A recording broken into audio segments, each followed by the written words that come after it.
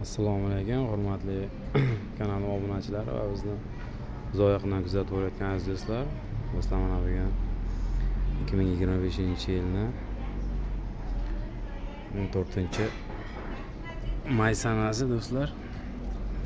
Barchalaringga alangalik salom. Musofirda yurgan do'stlar, sizlarga ham alangalik salom. Do'stlar, shunchalik bizni kanalimizni kuzatib borishda davom etyapsizlar. Barchalaringga kattakon rahmat deb qolamiz do'stlar.